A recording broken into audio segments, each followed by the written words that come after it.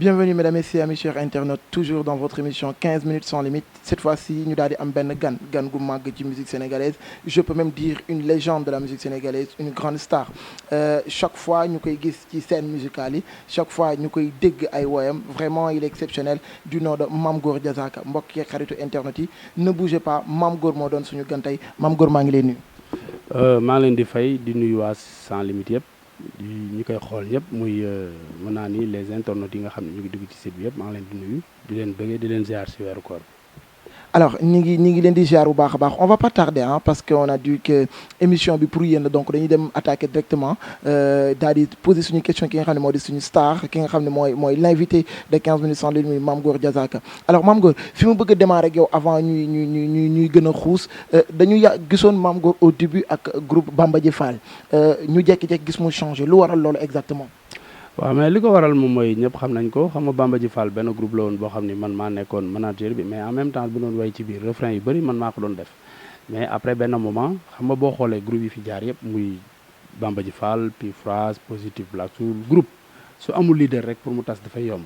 donc nag benn moment groupe bi am rupture ñu arrêté ma ni pourquoi pas talent bi nekk ci man xamoon naa ko man intérieurement mais peut-être sénégalais xamañu ko woon ma yee ko def suma premier album muy Diazaka mu génn nekk it ñu jaay ci ay plus de 80 000 exemplaires boobu boo xoolee pirate amagul nii donc mu nekkoon album boo xam ne album bu dox la woon donc depuis boobu ba léegi tamit ñu respecté ko chaque année chaque 2 ans parce que man par 2 ans laay def album chaque 2 ans 3 ans ñu def benn album xam nga def ay tournées à l'intérieur du pays ak à l'étranger voilà ba léegi nii quoi. alors ba léegi nii dégg ngeen bu baax a baax donc duñu attardé wu ci foofu est-ce que nekkul loolu moo waroon mam bon que tu l'as si bien dit di jaay exemplaires yu bëri ci sa premier album est-ce que loolu moo waroon ba Mame Goor taxaw ci télé yeeg ci rajo ne maa fi dàq way. waaw parce que xam nga tey jii question bi niñ ma ko posé woon ci benn télé dama toog waa ji ni ma Sénégal ku fi dàq way jàpp naa ni tey jii buñ doon laaj kan mooy meilleur journaliste Sénégal yaakaar yow di la ko laaj doo wax keneen donc nit ki mbër boo xam nga doo yor sa mbër xam nga man du ma jëm ci lamb ji naan damay daanu donc nit ki mënul taxaw ni ma kan moo dàq way Sénégal ma koy wax ma Samba wala ma Demba dama gëm li may def ni mun naa ko te dama judd ci famille boo xam ni sama famille ñëpp dañuy way tey boo déggee ñu naan Madou Kumba Géej Saafal Géej ma Njalbeen Géej ñun la ñun ñoo war a way dafa am boo xoolee ci jamono yu njëkk yi dafa xam ñoo xam ne ay tëggkat sabar lañ ñi ay waykat lañ nag man famille way dama ci judd soo xoolee Soda Mama laa bokkal Kumba Gawlo Seck laa bokkal te ñi ma lay wax ñëpp ay ndaanaañ ndongolo laa bokkal donc man sama famille ñëpp ay waykat lañ sama papa da doon way suma yaay da doon way te ba léegi nii su ma nee der soo déggee Mame Goor way nga xam ni kii waykat la voilà. alors wax na ko bu baax a baax yéen a ko déggandoo mais juste après ça ñu gisaat Mame Goor ci beneen sortie mu ne léegi nag Sénégal man ak Youssou Ndour maa fi dàq way ñu mel ni ñenn ñi dañ ne bi ko Youssou yóbbee Bercy moo tax mu defaat sortie boobu. non du loolu Youssou Ndour tey jii yaakaar naa ni ñi déggul wolof sax xam nañ ni ndaanaan la Youssou Ndour c'est un artiste planétaire te nit ki tamit golo loo ko bañ ni génn bi gudd na mën na yéeg Youssou Ndour yàlla dafa dogal ni c'est un artiste planétaire tey ji Youssou Ndour ay par 100 ans la ñuy judd ci réew bu ñu juddoo 100 ans après la ñuy judduwaat parce que lu ñuy laal suñu borom def ci barke yàlla dafa dogal ni c'est un sénégalais boo xam ni dafa mun way ba pare doon exemple pour la jeunesse sénégalaise dafa mën a way respecter dëkkam li mu am mu investiraat ko si dëkk bi donc c'est un exemple pour la jeunesse africaine Sénégal door a ñëw Sénégal nag dañu mën a suul seen daanaan dañuy am daanaan bu baax xam ni kii mooy daanaan original bi ñu bàyyi ko fa di wax beneen daanaan sénégalais bu amee daanaan daf ko war a respecter Youssou Ndour c'est un symbole pour le Sénégal c'est un symbole pour l'Afrique tey ji Youssou Ndour foo ko taxawal ci àddina bi c'est un artiste planétaire ñëpp a ko xam donc nag waxuma ay affaire Bercy parce que man ba may tukki naa lu yàgg Youssou Ndour door ma yóbbu Bercy mais dafa gis ni soxla na ma mu invité ma Bercy ma ñëw def fa loo xam ne neex na ko chaque année mu invité ma Bercy te man iñaanu ma du ma nit ko soxor su ma gisee nit mu am talent mun lu muy def dama koy wax ñi mu naqari nag mooy ñi soxor mais ku soxorul xam ni Youssou Ndour ndaanaan la te c'est quelqu'un boo xam ni Sénégal ñëpp ko war a jox cër dañ ko war a respecter parce que il a investi dans ce pays soo xoolee ñaata sénégalais ñooy liggéey ci moom te kenn mosu leen gis ñu sol brassard rouge ni kenn fayu ma ay employés ñu ngi liggéey te mosul def njubadi donc nag c'est quelqu'un boo xam ni man j'ai beaucoup de respect pour lui. alors vous l'avez si bien entendu mesdames et messieurs chers internautes mais avant muy rebondir ci yeneen questions yi nga xam ne mën naa ko tuddee question actualité la sànq da nga bés wax say biir wax ne sénégalais dañu mën a suul seen daanaan mais est-ce que yow bu fekkee fu ñu la gis nga tagg Youssou Ndour doo suul sa bopp. non man du ma suul sama bopp wax sa xam nga olof moo ko wax ñun ay wolof lañu wolof moo ni wax sa mbaaxu morom du wàññi sa mbaax dara te tey jii nit ki li muy def ñi koy defandoog moom ñoo war a xam nga tey jii yow mën nga dégg Youssou Ndour mu way nga ne neex na parce que yow mënoo way mais man mi mën a way su ma déggee Youssou Ndour mu way dama naan ah kay kii dafa mën a way donc wax sa mbaaxu morom du wàññi ci sa mbaax dara ñoom Serigne Touba ay góor yàlla yu mag lañu woon mais dañuy way yonent bi di tagg yonent bi lu ñu am yëpp yonent bi leen ko jox est-ce que tax na duñu ay ndaanaan lañu donc ndaanaan bu gisee moroomu ndaanaaman di def lu baax daf koy apprécier voilà. alors juste ça mesdames et messieurs en guise de rappel moom moo doon suñu invité Mame Goor Diazaka ci 15 minutes sans limite toujours ci say sorties la ñuy basé wu pour mën a dem say questions bés ñëw na ci sénégalais yi les fans les mélomanes doon def benn concurrence je peux dire entre guillemets concurrence entre Wally Ballago Seck ak Youssou Ndour ñu génne la benn sortie ci benn émission de la place nga ne cuuc day xam lekkam qu'est-ce que tu voulais dire par là. mais parce que entre Wally Seck ak Youssou Ndour du match xam nga sénégalais yi naa fekk weesul nga ñëw gis Youssou Ndour di wax ni wax Youssou Ndour di wax Wally Youssou Ndour pap Wally la te man émission boobu bi ma génnee def ko mardi vendredi bi toog papaay Wally dafa dem ci rajo bi toog ni sama doom ku koy tëkkale Youssou Ndour yaa may tooñ donc ça veut dire que ni lu bokkul kenn waru leen boole est-ce que comprendre la bëgg expliquer loolu moo tax ma ni cuuc dafay xam coobam parce que tamit yow boo nekkee xale ñu lay concurrence ak sa ay moroomu baay ñoo xam nga ni li ñu def yow defoo ko te doo ko def donc waruloo sax di taxaw di bàyyi parce que tubaab moo ni qui dit rien consent bu fekkee ne dañu wax benn affaire boo xam ne ñun ñëpp a ngi koy ngawtee yow yaa war a génn diw sama papa la j'ai beaucoup de respect pour lui. Qu'est-ce que tu veux dire par là que je suis aimé par les Sénégalais nit ñaa ngi ñëw ci man di ma bëggee donc naa yem ci loolu nañ ma bëggee te bu ma kenn féng ci kenn parce que loolu baaxul te loolu ñun artistes yi ñun ñoo ko war a def du question j'ai rien contre kenn man mais yaakaar naa ni man su papa dafa doon wax bàyyi fen moo gën julli nit da nga war di wax dëgg mais fii loo wax waaye bu ne non damay bañ ku ma mere man soo ma meree je m'en fous ku ma mere lu may wàññi ñëw ma sa gàlle produire ma mais dëgg la yàlla bëgg man moom laa wax ku bëggul dëgg nag bu ma génnee cassette bu ko jënd bu ma réew tëgg bul ñëw parce que dëgg laay dund man je suis pas quelqu'un boo xam ne damay topp si ginnaaw nit di wut ay di faux man du ma suqu kenn yàlla dimbali na ma tabarkàlla namu ma dara comprendre la yow kër gi nga ñëw boo fi toogee xam ni kii ko moom sonnul damay des ci actualité boobu après bi nga paree loolu gis nañ tamit moom artiste bi répliqué na keroog ci li nga xam ne j'en profite de l'occasion de féliciter ñaari artistes yëpp ma gis la ci concert u Pape Diouf bi nga yéegi sur scène rek da nga commencé maay booy duma sa maas sa ngénte maa ko baas teg ci raxas kaas en plus teg ci ay kaddu ne Pape Diouf doo bojo teg ci ne ko bëri woo wax toujours ñenn ñi ne Mame Goor est-ce que nekkul di gaaruwaale ba tey non man du ma gaar waale kenn man lépp lu ma bëgg a wax ni de maay booy du ma sa maas maa ko way ci sama album bi moom mujjee génne maa ko way sa ngénte maa ko baas paaka maa ko daas tekki raxas kaas maay booy du ma sa maas yow juufe du mbajo papa juufe du mbajo c'est que loolu wax boobu li ma ci doon expliquer mooy c'est que wax boobu jamono yi ñu toll dafa am benn xeetu sénégalais bu juddu boo xam ni ci internet bi lañ nekk di saaga ku leen neex di saaga président di saaga sëriñ si di wax lu leen neex du n'importe quoi ñu koy wax ma ne nag lu ma neex laay def lu ma neex laay wax li ma dal kenn mënu ci dara je parle avec le bas peuple yi nga xam ni tey jii da dëkk bi dafa am ay xale te xale yi léegi koo ci gis mu yor portable papaam ak yaayam di ci fo di dugg ci internet di gis ay nit yuy saaga di wax yu ñaaw yenn affaires yi donc ñun artistes yi ñun ñoo war waxtaan ak la jeunesse ci sunuy morceau way boobu foofu laa ko wayee mais ci concert Pape Diouf moo jël téléphone am invité ma ci spectacle am ni ma dama lay woo ci morceau bi mu way sëñ Bass Abdou Khadre ma ñëw way ci Serigne Saliou way ci loolu parce que tamit benn passage bu ndaw mun nga ci tënk lu bari parce que artiste baatam dafay yegg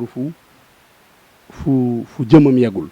est-ce que comprendre la te tamit ñun dañu war a rafetoo ñun les artistes parce que man j'ai pas apprécié le fait que tey jii dama leex rek man le fait que tey jii Pape Diouf jàpp benn date ni date bi damay def sama anniversaire ok Habib Faye gaañu na booy bi reporté mais mun na bàyyi ba booy ban Wally mënoon na bàyyi ba Korité passé mu def spectacle am wala mu def ko beneen jour mais boo ñëwee jël même jour que bi gaayan bi jël bu njëkk ba xam nga Njaga Mbay dafa way ni ndaanaan bu njëkk ba ndaanaan da daan jóg seeti ndaanaan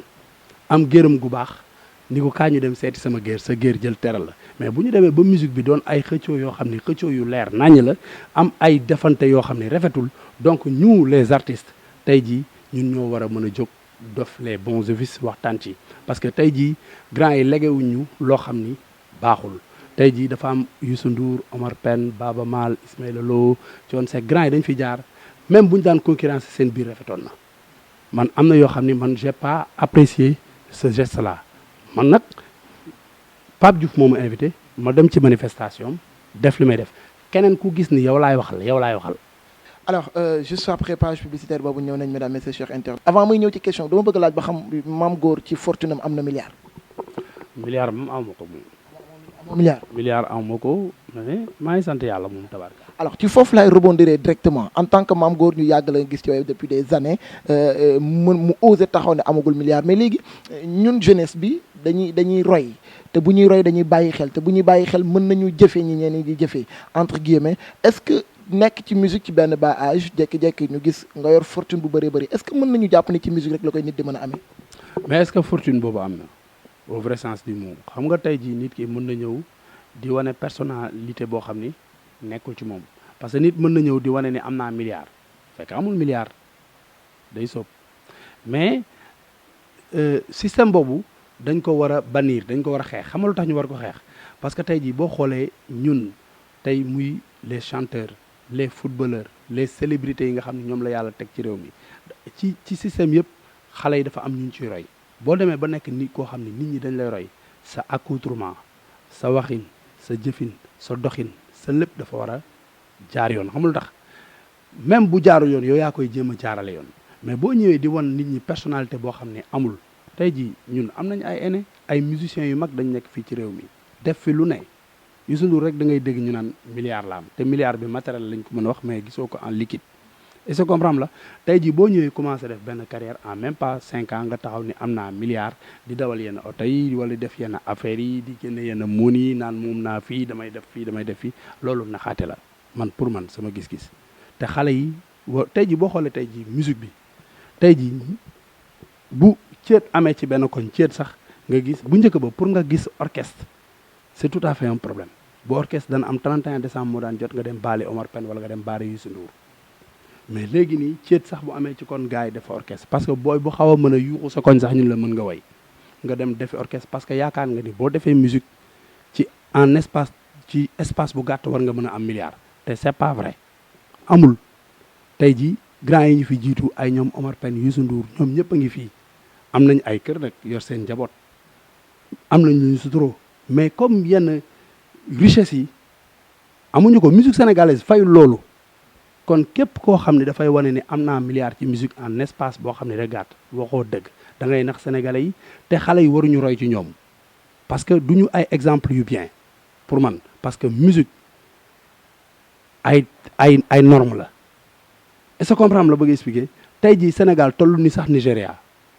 yenn pays africains yi ñoo ñu ëpp fupp États-Unis ngay génne album parce que ñooñu dañuy jënd album sa image dañ koy jaay mais yooyu amul fii donc fii mënoo fi def musique en espace de benn temps bu gàtt bi ñu ne am nga xaalis mënul nekk c'est pas vrai man gëwuma loolu. alors donc je pense bien ci côté boobu noonu leer na message la bu muy lancé ñi nga xam ne ñoo di ay fansam ñuy lancé sénégalais yi d'une manière générale alors ñu dugg ci beneen Mame Goor dañu dégg ne da nga doon lancé wu ci politique. man duma politique au vrai sens du mot comme dem di def ay campagne di politique affaire yi doon mais lépp loo xam ne concerné na sama dëkk wala ñor na askan bi célébrité mën ci wax parce que man suma kàddu yegg na foo xam ne yeneen kàddu gars yi yegguñu fa mun naa ci wax quoi te li ma ci wax lu positif lay doon. alors li nga ciy wax lu positif la c'est à ce niveau mesdames et messieurs chers internautes ma dem directement ci actualité bi fi amoon récemment concernant li nga xam ne moo di parrainage Mame Goor loolu lan la ko Mame Goor di jàngatee lu jëm ci parrainage gis nañ ñu foofu ci assemblée nationale jour bi ñuy voté loi bi amul nu mu demeewul en tant que porteur de voix lan ngay am loo ciy wax. man loi de parrainage bi man dama ci ànd dama ko apprécier parce que Sénégal tey jii mooy comme li nga wax léegi da nga ma posé question léegi ci musique bi ni ma en espace de peu de temps est-ce que nit mën na ci am milliard politique bi noonu la demee léegi Sénégal dañu bëgg a jël yëpp def ko dóor te da ngay gis ku créer parti politique boo xam ni parti politique bi ci salon la yem moom moo ci nekk ak jarbaatam ak benn jabaram ak benn cousin bu ñu demee ba période élection jot ñu dem ambassade ni dañuy dem defi campagne aux États-Unis wala en France ñu jox leen 40 visa ñu jaay 38 yi décédé dóor la ci turu askan bi. donc nag bu ñu demee ba nga xam ne tey jii soo mënul am 60 000 voix 65 000 voix doo mën a bokk ci benn élection dinañ ko mën a segg parce que boo xoolee ci grande puissance yi nekk ci àddina bi yëpp muy États-Unis muy France muy yenn dëkk yu mag yëpp ay 4 candidats la ñu am wala 2 candidats Sénégal rek mooy am élection mu am 57 candidats ku nekk dem wut parti politique donc nag man j'apprécie bien le système parrainage parce que dina tax dina mën a infiltrer yenn gars yi nga xam ne ay dóorkat la ñu woon ñu mën a toog yaru benn parti politique boo xam ne da ngay dem élection am double 0,0% mais léegi dégg nañu Sénégal am na pétrole Sénégal am na zircon Sénégal tey jii ci kanam c'est un pays promettant léegi nag dañuy dem di créer parti politique ñëw fii dugg fekk ba faay ba benn marché am ñu dugg ci biir gars yi wut benn caméraman ni leen yow dee ma fixé rek di jëlaale nit ñi dem yóbbu ko ci yenn pays yenn dëkk yi ni leen man opposant la sama dëkk affaire yu demee noonu da nga may jàppale ci élection yi bu ñëwee ñun bis bu ñu gañee am nañ pétrole am nañ lii propose xam nga gars yi fëgg la ay millions nga ñëw tabax sa ay immeuble nga gis ay gars yoo xam ne du ñàkk di dawal 4x4 yu bees tàkk di dawal te Sénégal rek moo nekk dëkk boo xam ne dañuy gis nit pendant 25 ans mu yor kër gu rafet yor soxna yu rafet yor lu nekk ci àddina bi te mënuñu la wax lii lay liggéey te kenn du ko woo laaj ko yow lan fan nga jëlee moonin bi du yoon est-ce que comprendre donc man je suis très content que ñu créer système parrainage bi pour infiltrer ñi nga xam ne c'est des escrocs. alors toujours ma desaat ci actualité récemment même pas 2 à 3 jours ñu gis beneen actualité lu jëm ci étudiants yi ñu boom benn étudiant du nom de Fallou Sène alors Mame Gor ba tey étant porteur de voix mën naa la wax la voix des sans voix ñu boom étudiant boobu lan la sa xol def bi nga ko déggee ak lan ban appréciation nga ci am. bon dama koy mettitlu et puis di ñaanal Fallou fi mu jógee fu mu jëm gënal ko parce que tamit suñu mbokk taalibe la taalibe murit la et puis gis naa ni papaam ku dal la jullit la nit ku baax la donc may profité ci occasion bi di jaale seen famille et puis di ñaanal papaam yàlla yàggal ko fi moom mi ko dénkoon sëñ Fallou jox ko tamit lu gën loolu mun a nekk mais tamit di soññ ñi nga xam ne tey jii tamit ñoo yor budget bi nga xam ne moo war di fay étudiants yi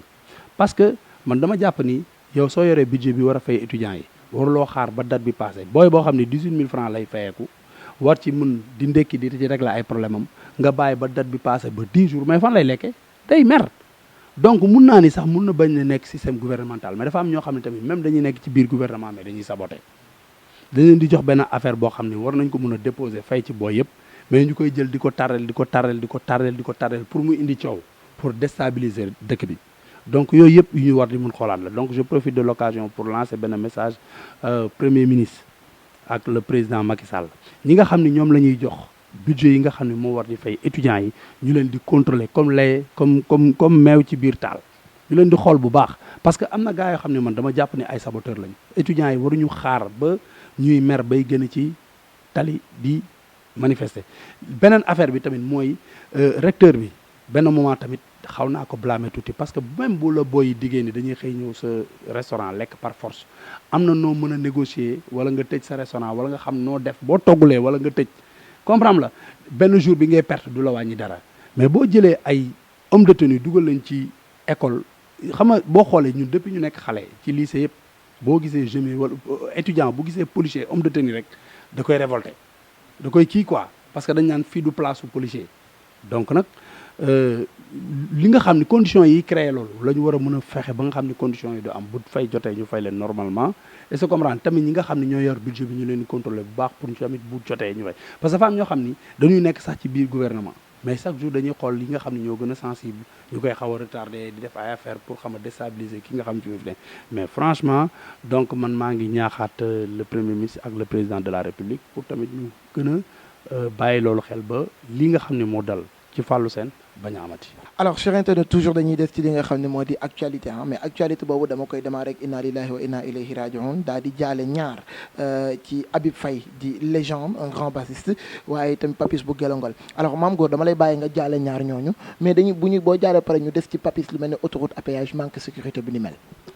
waaw donc ku mel ni Papis tey ji dama koy jaale Sénégal yëpp mu bokk tey ji mën nañu wax ni il fait partie ci meilleur réalisateur du Sénégal. parce que ndaanaan la woon ci li mu doon def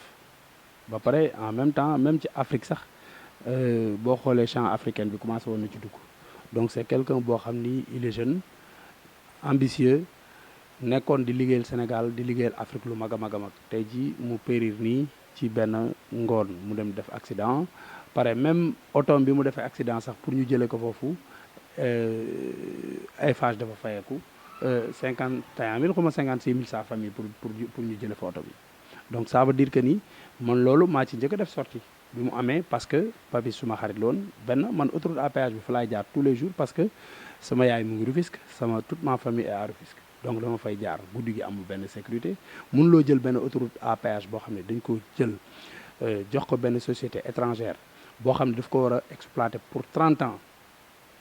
ñaata oto ñooy jaar ci autoroute à péage bi chaque jour lu ñuy fay c'est beaucoup d'argent mais au moins mën nañ fa def lumière ba pare yenn barrières yeeg yooyu ñu fermer ko ba nga xam ni tey jii day am benn sécurité bi mais tey jii xoolal depuis Papis gaañu ba léegi dugg nañ ci weeru koor gars yi commencé nañ fàtte affaire autoroute à péage bi te dañ ci war di wax tous les jours parce que warul nekk autoroute de la mort dafa war a nekk autoroute boo xam ni ñun ñëpp ku ci am sa soxla autoroute de développement la war a doon donc nag li ñuy ñaan moom mooy di soññaat le président de la république di ko wax ni que tarif bi benn mu jàppale ñu ci ñu wàññi ko deuxièmement tamit mu insister ci gars yi def fa lumière bu leer nañe parce que mënuloo ñëw di exploiter benn autoroute pour 30 ans di jël xaalisu Sénégal yëpp di ko yóbbu ba pare di ñu sànq c'est pas bien te tey jii mun naa ni Papis lañ xam parce que moom mooy nit ku siw mais li fa dee kenn xamul nu mu toll mun nañu wax ni nit ñu bari lañ donc nag ñoo ngi leen di soññaat les autorités du pays surtout le président de la République pour mu jàppale ñu ci lumière ñu yokk ko fa yokk sécurité bi xam nga ba tamit ñi nga xam ne dañu yor seen i nag ak seen i xar mooy ñi nga xam ne ñoo nekk ci àll bi di sàmm tamit ñu xam ni autoroute bi c'est pour ay otal du pour ay nag. bi ñu jeexal ñu bàyyi la nga jaare Habib Faye et juste après ñu daal di tàggatu. waaw Habib Faye tamit moom tey ji mun naa ni lu metti ñëpp la bu yàlla soxlaa jaam ñàkk moom la ñu mën a wax Habib Faye nekk légende boo xam ni Sénégal yëpp ko jooy man nag yàlla dafa dogaloon ni amoon nañ ay man ak moom ay relation xam ne ay relation yu particulier la mun naa ni en 2002 bi ñuy def album Lions yi man woyoon naa benn morceau boo xam ne maa ngi ko woyoon Lions yi moom moo ko arrangé moom ci biir morceau bi moom moo ko arrangé ba pare def ci taasu donc mu nekk nit koo xam ne nit ku am talent la mooy profité ci occasion bi di ko ñaanal yàlla xare ko àjjana. Alors je pense bien l'émission tire à sa fin mesdames et messieurs amis chers internautes balaa boobu rek ma bàyyi Mame Goor mu daal di tàggatoog ses fans tàggatoog internet sans limite sn.com su ko defee ñu ma daal di mën a jeexal émission bi jox leen rendez-vous très prochainement. waaw li may def moom mooy di remercier waa sans limite bu baax di nuyuwaat Sénégal yëpp di leen bëgg ci weeru koor bi et puis di xamal ni ñun waxuñu defuñu dara wala ñuy wax dara loo xam ne dañ koy def pour cibler kenn wala pour déranger kenn dëgg la yàlla bëgg dëgg la ñuy wax. man suma papa encore une fois dama la koy wax dama daan wax bàyyi fenn moo gën julli man du ma wax lu neex nit pour le plaisir juste mu ni waa ji neex naa ko mais dëgg la tudd leneen la tudd donc nag je profite de l'occasion képp koo xam ni ci waxtaan bi ñu waxtaan dañ ci gis loo xam ne daf la déranger wala daf la blessé ñu jubluwuñ ci woon loolu dañ ci jublu mooy wax tekk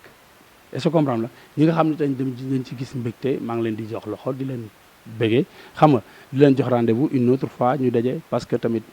sans limite site la boo xam ni site bu respectable la site la boo xam ni sénégalais yëpp dañ koy xool man franchement site bu ma respecté la mosuma yeewu suba teel te dugguma sans limite xool parce que gëm naa ni acteurs yi fa nekk ay liggéeykat lañ merci beaucoup. Merci beaucoup Mame Goor, notre invité. Merci beaucoup à vous, mesdames, messieurs, amis chers internautes. Je vous donne rendez-vous très prochainement dans votre émission 15 minutes sans limite. Bu leen ko fàtte, abonnez-wu leen, like leen ndax yéen a moom émission bi. Je vous donne rendez-vous à tout de suite. Jaajëf waay.